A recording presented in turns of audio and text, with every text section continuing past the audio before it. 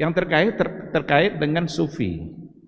Ada sufi secara istilah, ada sufi nanti dalam pengertian aliran atau kelompok.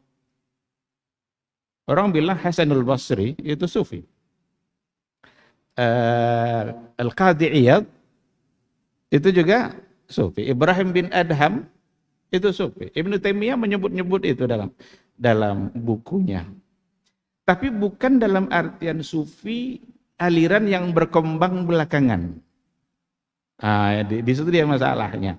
Maka sufi itu diambil dari segi definisi saja. Kalau dijelaskan oleh para ulama itu yang mengambil dari kata suf.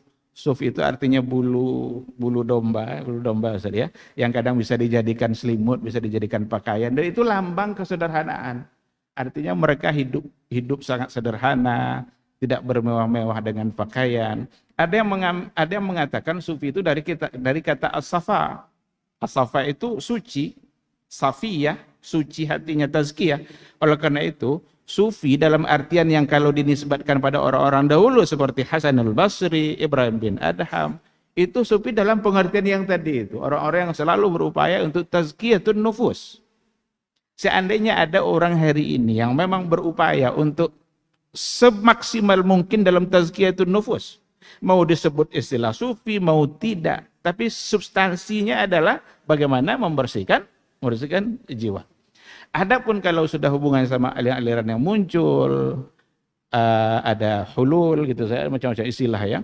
Ada hulul, ada ittihad, bahwa Allah menyatu dengan alam, wahdatul wujud, kesatuan yang ada ini semua adalah manifestasi dari Allah. Kalau sudah seperti itu, dan itu yang dikritik dalam buku itu, maka tiga kesalahan yang bukan hanya tiga, tapi yang saya sebutkan ada tiga. Yang tadi itu al-kasfu wal mukasyafah, terbukanya hijab dengan riyadhah. Yang kedua liqa'un nabi yaqdhah, mereka meyakini kalau mereka ketemu dengan Nabi secara terbangun begini, dia bisa bertanya kepada Nabi. Bahkan ada di antara mereka meyakini kalau mereka tak paham hadis, tinggal mereka datang ke kuburan Nabi lalu mereka bertanya, kalau dapat jawabannya itulah yang paling sahih untuk diamalkan. Meskipun ada ulama lain mengatakan ini hadis dhaif, tapi kalau jawaban dari Nabi mereka dapatkan sahih, maka berarti hadis itu sahih. Ini sama sekali tentu tidak akan bisa diterima. Oleh karena itu 3 poin itu berkaitan dengan aliran-aliran yang ada yang memang sulit untuk dibenarkan. Adapun amalia yang menggiring kepada penyucian jiwa, pembersihan hati,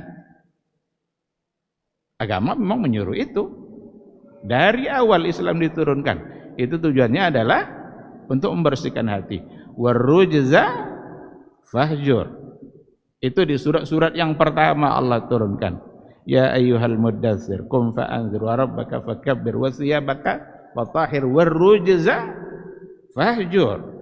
Rujza, semua bentuk hal-hal yang buruk, maksiat, fahjur, hijrahlah darinya. Maka kata hijrah itu sudah ada dari awal-awal ayat yang diturunkan. Nah, kalau seandainya itu dimaksud, semua orang saya kira menuju kepada tazkiyatun nufus. Tapi kalau sudah mulai bicara perkembangannya, dan itulah yang dicela oleh Ibnul Jauzi.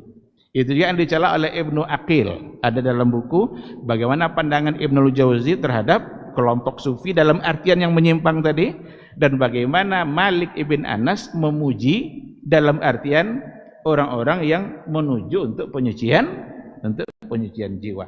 Tak pun mereka disebut sufi, ya karena bukan sebagai sebuah aliran, tetapi hanya keinginan untuk membersihkan hati.